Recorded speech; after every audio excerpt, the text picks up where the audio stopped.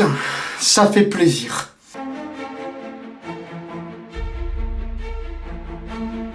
Avant tout, je tiens à préciser qu'il n'y aura aucun spoil dans la première partie. Donc pour l'instant, tout le monde peut rester. Allez, c'est parti. Bon alors avant toute chose, comme beaucoup le savent déjà, j'avais fait une critique assez négative de Star Wars 7 quand il était sorti l'année dernière, dû à son manque d'originalité et pour plein d'autres raisons. Et là, pour moi, à mon sens, Rogue One est le Star Wars 7 qui aurait dû apparaître. Pas véritablement pour ce qu'il est, mais véritablement pour ce qu'il fait. C'est-à-dire qu'il fait quoi? Il apporte un scénario, il apporte une originalité, il apporte des frissons, il apporte des émotions sur d'autres choses que l'aspect nostalgique. Bon, et aussi beaucoup sur l'aspect nostalgique, mais pas que. Et ça c'est beau, et ça c'est grand. Il faut savoir que ce film se finit 10 minutes avant l'épisode 4 de Star Wars. Et le raccord est parfaitement fait, Bon alors on va tout de suite se mettre d'accord avant que j'attaque dans la critique, etc. Je suis absolument fan de ce film, mais alors absolument fan. Bon, c'est simple, c'est mon Star Wars préféré après le 3, voilà. Le 3 étant le film Star Wars que je préfère de tous, ce Rogue One arrive juste après, quoi, mais alors vraiment juste après. Il est magnifique, alors il est merveilleux. Ah, ils ont compris, ils ont parfaitement compris. La principale qualité de ce Rogue One est son scénario original. Ça fait super plaisir. Il a un scénario construit, différent des autres, il aborde un point de vue qui change totalement de ce qu'on a l'habitude dans la licence Star Wars. Alors bien sûr, on est toujours dans l'univers de Star Wars, et heureusement, donc évidemment on n'est pas non plus complètement dépaysé, mais le point de vue change radicalement tout ce qu'on a pu voir déjà dans un Star Wars. C'est-à-dire que là on est bien loin des Sith, des Jedi, de la bataille entre eux, d'une force maîtrisée au moins par un protagoniste, etc. Là on est vraiment face à des petits bouseux en fait, enfin on est plutôt avec des petits bouseux. C'est-à-dire des mecs de l'Alliance qui sont, j'allais dire comme toi et moi, bon ils sont quand même surentraînés, bon, peut-être que toi t'es surentraîné, moi il va falloir que je fasse encore 2-3 pompes, mais voilà on est face à des mecs qui sont comme ça, et du coup évidemment tu te sens plus incarné en eux, et ça devient extrêmément intéressant par la suite de voir l'univers de Star Wars avec l'occupation de l'Empire abordé du point de vue finalement des occupés, et non pas des héros, on va dire, autodéfinis, puisqu'ils ont la force, etc., ou alors c'est une princesse, ou machin. Non, là on est vraiment avec des personnages pratiquement lambda. Et c'est là où le point de vue est passionnant, parce que ces personnages lambda vont devenir des héros dans un univers, on va dire, déjà fantaisiste, mais ils vont devenir des héros sans avoir justement, eux, rien de fantaisiste réellement. Parce que là même, on a une toute autre relation avec la force, en fait. C'est-à-dire que la force, en réalité, est très peu mentionnée dans ce film. On a juste un protagoniste qui va être celui que j'appelle le moine, on va dire, bon, sans vous spoiler, qui va pas réellement utiliser la force, mais qui va croire en la force. C'est-à-dire que c'est pas un Jedi, c'est ni un Sith, c'est juste c'est un individu qui croit fortement en la force, et qui va donc prier la force intensément. Et c'est là où ça va être intéressant, parce qu'on va plus avoir cette relation mystique avec la force, même limite religieuse finalement, puisque en priant la force, il va arriver des choses à ce moine qui sont pas exubérantes, hein, il va pas soulever des vaisseaux, des choses comme ça, mais il va créer des choses à partir de la force qui relèvent presque de la chance. C'est-à-dire qu'il va arriver des choses où tu peux te dire « Ah, ça peut être de la chance », mais toi tu sais très bien que c'est lié à la force. Et en fait, ce qui est intéressant, c'est que là on a cet abord de la force qui n'est pas en l'occurrence ici comme un super pouvoir dévastateur ou vraiment très pratique. Non, là c'est plus une arme ou un utilitaire, ça devient vraiment quelque chose de mystique, de même pas certain, et qui va relever de la croyance de chacun, des personnes qui n'y croient pas, le moine qui y croit fortement, et qui va se produire 2-3 choses où on va se dire « Ah, il y a peut-être un truc, quoi, tu vois, genre... » Et ça c'est très intéressant comme abord de la chose, de voir un peu la force qui d'antan était quelque chose de parfaitement répandu, qui était scientifiquement prouvé, etc. Et là, qui aujourd'hui devient quelque chose de mystique, et qui est abordé d'un point de vue qui relève de la croyance. Donc ça, c'était un point de vue très intéressant. Donc voilà, puis c'est toujours intéressant aussi de s'identifier bien plus au personnage. Enfin moi, je m'identifie à Vador, je parle pour toi là, bien sûr. Et du coup, avec tous ces points de vue-là, donc je rappelle qu'on est bien sûr entre le 3 et le 4, du coup, donc pendant l'occupation de l'Empire. Et là, ce qui est intéressant là-dedans, c'est qu'en fait, on assiste totalement, mais alors tu le vois au premier coup d'œil, à un film de guerre. Alors tu vas me dire, oui, mais Star Wars, c'est des films de guerre.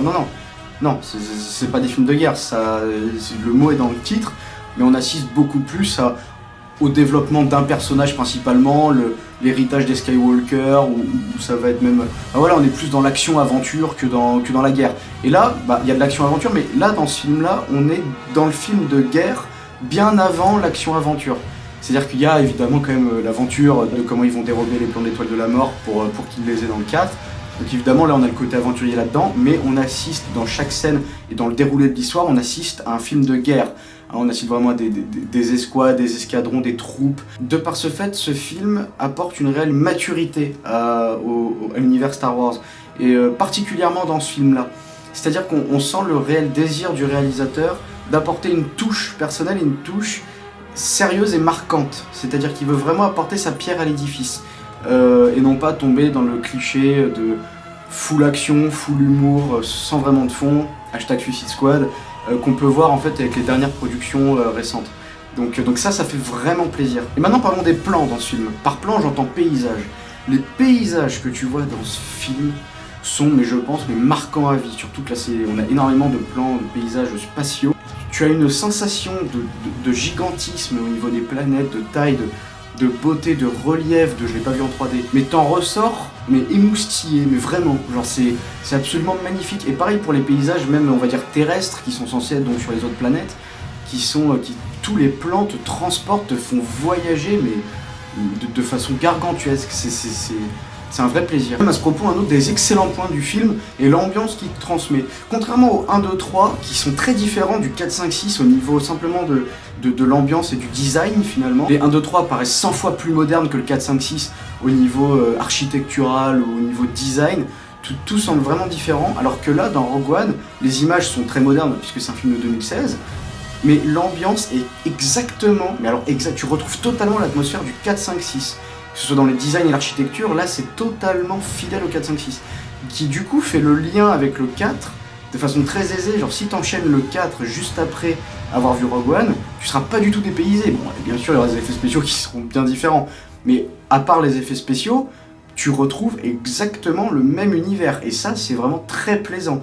De même, ils te mettent tellement dans cette ambiance du 4-5-6 que tu retrouves voilà, les bons vieux Stormtroopers, tu retrouves du X-Wing, des chasseurs TIE, du AT-AT, tu retrouves tout ça, tu trouves même différentes variétés de Stormtroopers qui développent encore un petit peu plus la diversification qu'ils peuvent avoir à travers les classes, et ça c'est donc très intéressant. Et maintenant parlons de l'Étoile de la Mort, et non pas Étoile Noire. Étoile Noire c'est une erreur de la VF, je crois que dans un des épisodes du 4-5-6 ils l'appellent Étoile Noire en VF. Moi je sais pas parce que j'ai jamais vu un seul Star Wars en VF, je les regarde que en VO. Et voilà, donc c'est Étoile de la Mort, il n'y en a qu'une, c'est l'Étoile de la Mort. Et bah, dans ce film, les apparitions de l'Étoile de la Mort, t'as des frissons, mais des frissons. Ils ont une façon de t'emmener l'Étoile de la Mort, ça c'est pas un spoil, juste te parler de cadre.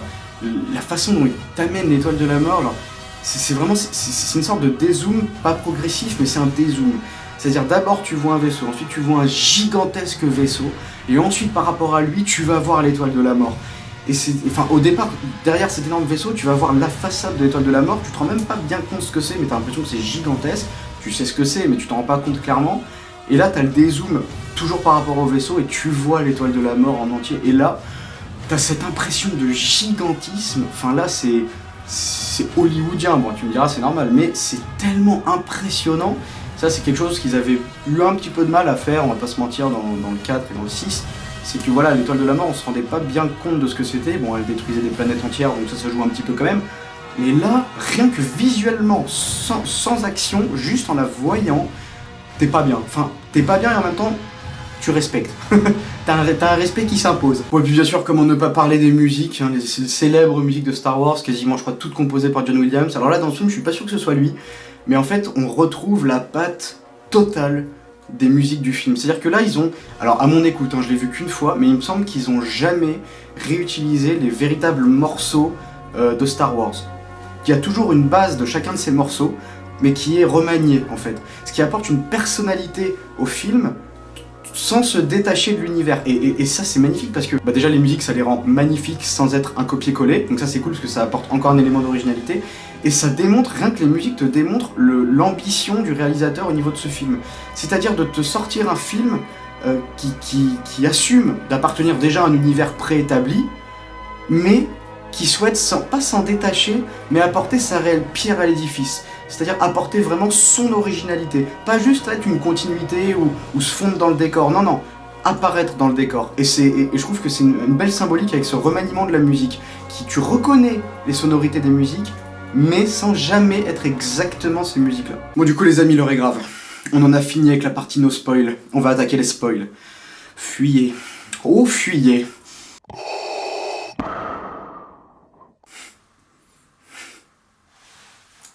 Dark Vador. Oh là là, l'antagoniste le plus emblématique de l'histoire du cinéma, magistralement mis en place. Ce qui me fait marrer, c'est que cette scène, vraiment, tu l'attends. Tu l'attends tout le film, je crois, pas se mentir. On y va un peu pour Vador quand même. Maintenant, reparlons un petit peu plus précisément des choses en détail quand même. Une autre chose que j'ai beaucoup appréciée dans les apparitions de Vador, c'est la première apparition de Vador. Ce moment où tu vois Anakin dans un tube à essai, géant, je sais pas comment t'appelles ça, là, il est en train de flotter dans un liquide amniotique, etc. Et à cette scène où tu vois Anakin qui est embrumé à l'intérieur de son tube, tu vois qu'il est juste à poil avec des branchements, etc. Tu le distingues à peine, mais tu sais que c'est lui, totalement branché, en train de flotter avec juste un truc pour respirer sur le visage, etc. Et ben en fait là tu vois un Anakin, enfin donc un Vador, hyper vulnérable. Et ça c'est super intéressant. Tu vois ce qu'est réellement Vador sous son armure. Je dis pas du tout son armure lui confère rien de particulier, enfin lui permet de vivre quand même pour respirer. Mais c'est lui dont vient cette force, mais ça nous rappelle qui est Dark Vador sous son armure. À la base, c'est un jeune gars qui a tout perdu par sa faute, et dont aujourd'hui le corps est le vestige de ses erreurs. Et ce qui est beau dans cette scène, c'est que c'est ça, on sait tous que Vador, c'est une coquille vide, c'est-à-dire que depuis ce qui s'est passé dans les événements du 3, avec sa défaite sur Mustafar, le fait qu'il n'ait pas pu sauver Padmé, le fait qu'il pense que Padmé, enfin que ses enfants sont morts aussi, que Obi-Wan l'ait découpé alors que c'est son maître qu'il aimait, enfin tout son corps a été brûlé intégralement, qu'il a 3 membres de coupés, même les 4 sont coupés, et qu'il est intégralement brûlé, etc. Et que maintenant il est dans une espèce d'armure qui doit le pomper, etc. pour l'oxygène pour réussir à vivre. Et là, on sait tous que Vador, c'est une coquille vide, c'est-à-dire qu'il passe son temps à ruminer ces événements. Et pas les ruminer en détestant tout le monde. On sait que Vador, il tire sa force dans le côté obscur par sa haine envers lui-même. C'est-à-dire c'est lui-même qui déteste par-dessus tout. Et d'ailleurs c'est très bien représenté dans un de ses comics qui représente d'ailleurs la véritable mort de Darth Maul, qui est donc tué par Vador en réalité dans ce comics, et qui était d'ailleurs la version officielle avant que Disney rachète tout, etc. Darth Maul prend le dessus et arrive à attraper Vador, et là Vador prend son sabre laser, se transperce lui-même, et comme Darth Maul est derrière lui, transperce aussi Darth Maul. Et comme Vador n'est plus qu'une machine sous assistance respiratoire, le fait de se transpercer ne va pas le tuer lui-même.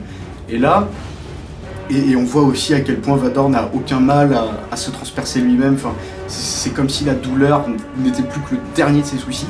Et au moment où il transperce Darth Maul, t'as Darth Maul qui lui dit « Mais qu'est-ce que tu peux autant détester pour réussir à me vaincre ?» Parce que je rappelle que du côté obscur, les Sith tirent leur force de la haine. Donc Darth Maul lui dit « Mais qu'est-ce que tu peux autant détester pour me vaincre ?» Et Vador lui répond « Moi-même ». Et là ça s'arrête. C'est grandiose, c'est grandiose, c'est grandiose. Ce personnage de Anakin Skywalker, Dark Vador, est grandiose. Et là je trouve que cette scène du film où tu le vois que quelques instants dans ce tube à essai, tu vois tout le poids, tu vois à quel point il est vulnérable, à quel point il est affaibli, à quel point il a tout perdu, y compris son corps. Il a tout perdu ce mec. Cet homme n'a plus rien dans la vie. Et c'est pour ça qu'il est une coquille vide. Tout ce qui lui reste, il ne lui reste qu'une chose, c'est sa haine envers lui-même, qui est magnifiquement présentée dans cette scène. Et donc après, voilà, j'ai longuement parlé de cette scène qui ne dure que quelques instants en réalité. Après, ça va être la véritable, finalement, première apparition de Vador en habit complet, hein, on va dire. Sa première apparition, qui je rappelle est importante parce que c'est la première fois qu'on le revoit au cinéma depuis des dizaines et des dizaines d'années. Sa première apparition, c'est pas lui que tu vois, à partir du moment où il est complètement habillé, c'est son ombre. Tu vois au loin, c'est un mec qui s'adresse à lui, tu vois au loin son ombre qui, du coup, avec les effets de lumière, une ombre gigantesque et totalement noire. Et ce jeu de lumière est vraiment intéressant, parce qu'évidemment, donc, Vador est la noirceur incarnée avec donc, ce que je viens d'expliquer, et ce contraste est aussi passionnant du fait que dans le 3, il y avait déjà eu ce jeu de lumière entre Obi-Wan et Anakin. Vers le milieu du 3, quand Anakin se pose des questions sur quoi faire pour sauver Padmé, en fait il a peur, et le fait d'avoir peur conduit au Dark Side. Et donc rien que ça fait qu'il a un penchant sans le savoir pour le Dark Side. Et pendant les conversations avec Obi-Wan, tu vas avoir Anakin qui est complètement à l'ombre, recouvert d'ombre, par effet de lumière, juste parce qu'il est sous le hangar, mais c'est symbolique. Et Obi-Wan qui lui parle en face, qui est juste un tout petit peu plus loin, et qui du coup a la lumière du soleil qui est sur lui, et là tu vas le voir lumineux, et Anakin totalement dans l'ombre. Pareil, quand Anakin à un moment donné parle à Yoda, on va avoir ces traits lumineux qui sont sublimes. En fait, c'est la lumière du rideau dans la pièce dans laquelle ils sont font qu'il va être noir et blanc, on va dire, c'est-à-dire lumière, obscurité, lumière, ombre, lumière, ombre, lumière, ombre, à cause de la luminosité du rideau. Et ça, pareil, c'est une symbolique excellente, mais exceptionnelle, pour montrer ce tiraillement et finalement ce penchant qui commence un petit peu à l'attirer. Et bah là, le fait de, dans Rogue One, le voir entièrement dans le noir, avec son apparence donc du véritable Dark Vador en armure, cette symbolique fait, je pense, totalement référence au 3 et comme première apparition est parfaite. Du fait qu'en plus cette ombre est très grande face à l'autre mec montre aussi son gigantisme en tant que méchant et en tant que personnalité qu'il est dans le monde du cinéma et puis surtout dans le monde de Star Wars. Et puis voilà, après c'est exceptionnel, exceptionnel, exceptionnel. Tu vois exactement ce que tu veux voir de Vador. Franchement, il apparaît très peu dans ce film, il apparaît même pas 5 minutes je crois, mais tu vois, c'est ça, quand un personnage n'apparaît que 5 minutes, si ces 5 minutes sont parfaites, il n'y a pas besoin de plus. Et là, il y avait clairement pas besoin de plus.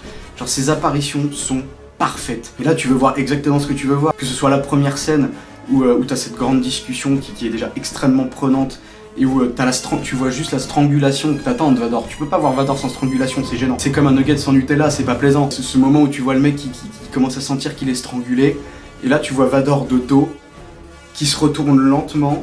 Et tu vois juste sa main dans cette position qui montre qu'il fait un jet de force, etc. Enfin, là, oh là là, il faut que je dorme, je te jure, il faut que je dorme. De façon spectaculaire, exactement comme tu veux voir Vador, c'est-à-dire vraiment, voilà, tu veux dans ce film, tu veux voir ce que t'as pas pu voir en 4, 5, 6, c'est-à-dire Vador avec des moyens modernes et hyper impressionnant dans sa gestuelle et dans sa façon d'agir. Un Vador agressif, pas forcément agressif, mais un Vador violent et incroyablement charismatique. Maintenant, parlons aussi d'un autre aspect de l'Étoile de la Mort, qui est dans ce film, donc les destructions de l'Étoile de la Mort. C'est-à-dire déjà par un souci de cohérence avec le 4, parce que dans le 4, c'est là où on voit, ils le disent, que c'est la première fois que l'Étoile de la Mort est testée pour détruire une planète entière. Là, du coup, je pense aussi par un souci de cohérence, on la voit en action, mais jamais pour détruire intégralement une planète, donc pas à pleine puissance, mais on la voit comme arme de destruction quand même très massive.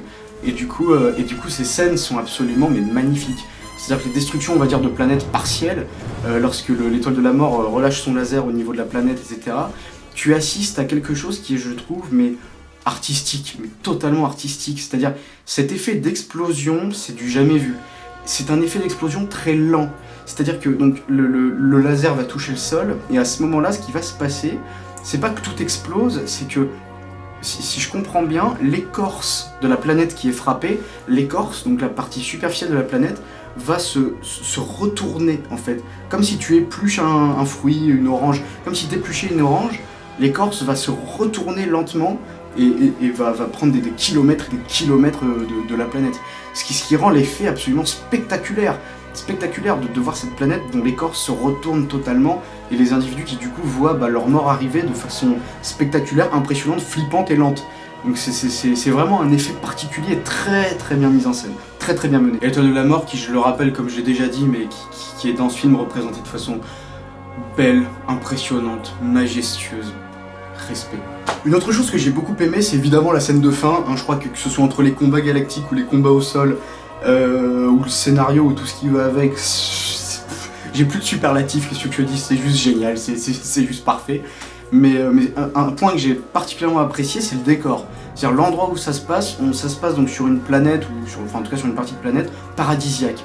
C'est un petit paradis, c'est-à-dire c'est Miami, enfin je te promets c'est Hawaï, t'as les plages, les cocotiers, les palmiers, voilà, c'est plus le monde en lave ou la foudre, la pluie, t'as ça aussi dans le film, mais pour le combat final ça se passe donc dans des tropiques, où limite, franchement, tu vois la guerre, tu vois la plage, tu prends un transat, un cocktail, et du coup j'adore ce choix, parce que visuellement c'est intéressant ce contraste entre ce qui se passe, donc une guerre totale et tragique, dramatique et surtout extrêmement importante pour le déroulé de l'histoire, parce que c'est là où ils vont choper les plans de l'étoile noire, l'étoile de la mort qui vont filer donc aux personnages qui vont agir dans le 4.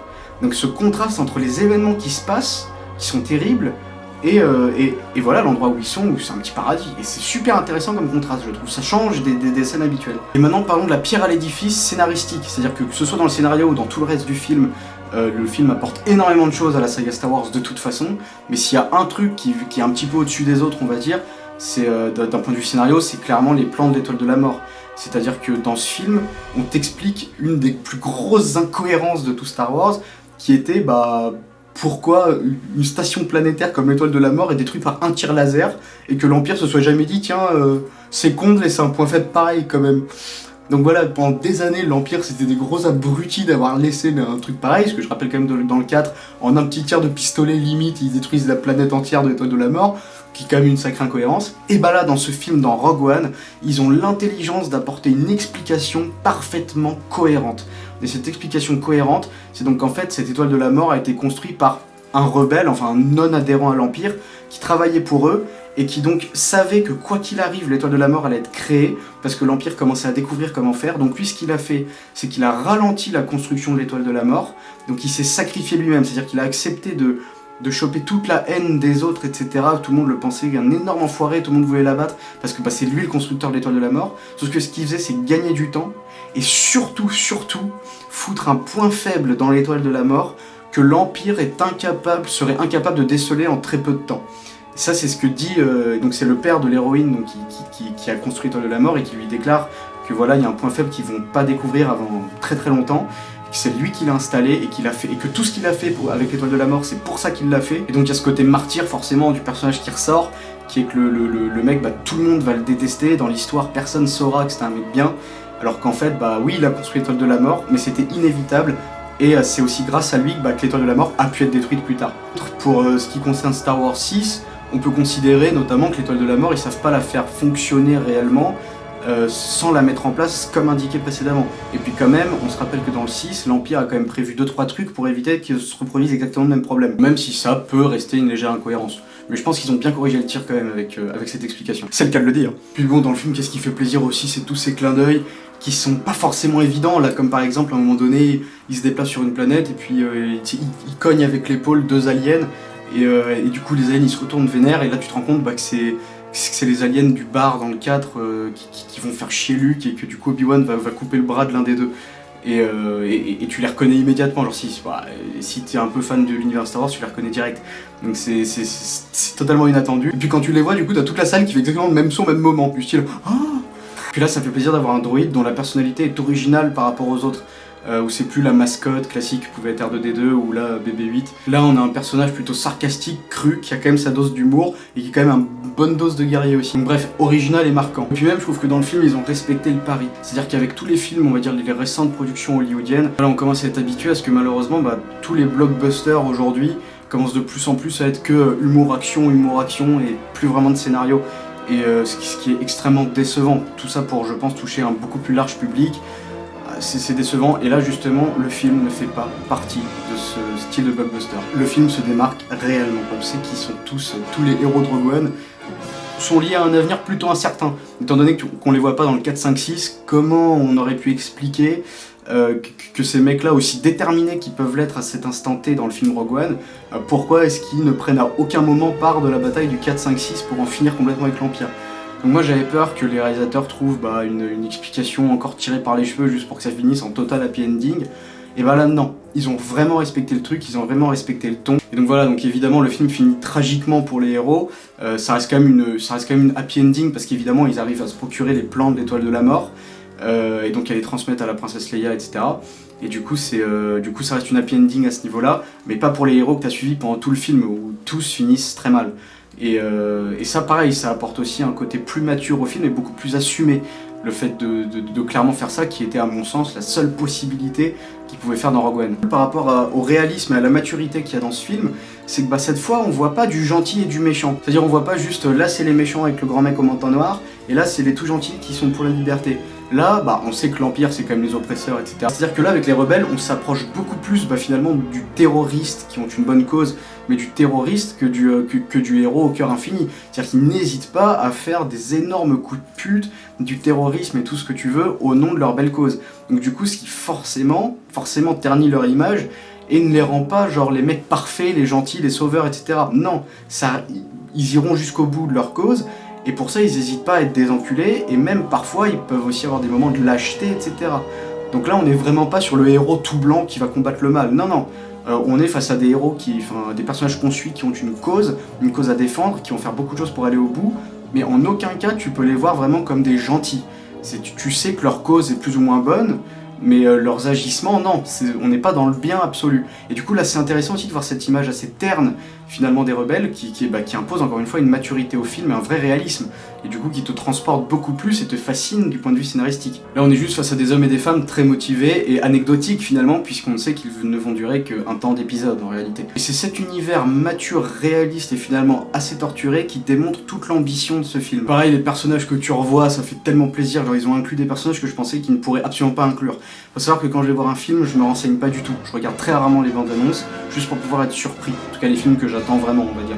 Et du coup là, de voir Tarkin, ça m'a vraiment subjugué parce que c'est un personnage qui est très marquant dans l'univers Star Wars, mais qui n'est pas du tout pour le grand public. C'est-à-dire qu'il apparaît dans le 4, il est important dans le 4, mais le grand public basique ne retient pas ce personnage. Bon, et puis comment ne pas parler de Princesse Leia, hein, comment ne pas en parler, genre. Alors moi, je vous le dis, je m'y attendais pas du tout. Hein, je rappelle que l'actrice de Leia maintenant a beaucoup vieilli, etc. Et du coup, elle est censée être encore plus jeune que dans les événements du 4, pas de beaucoup, mais voilà, donc je me disais, mais ils vont jamais la montrer. Et là, le film a fait un truc exceptionnel. C'est-à-dire que d'abord, à la toute fin du film, tu la vois de dos, on lui remet les plans de l'étoile de la mort, et tu la vois de dos avec un voile, donc tu te dis, ouais, elle va jamais se retourner, voilà, c'est un plan de caméra pour montrer que c'est elle, mais bon, ils ont pas l'actrice, donc ils vont pas pouvoir. Et ça, j'ai trouvé ça génial dans le film, parce que je trouve, ils nous ont trollés, nous, spectateurs. Ils sont allés jusqu'à nous troller. Et ouais, c'est vrai. Direct. Non, pour moi, réellement, ce film s'incruste parfaitement dans la saga.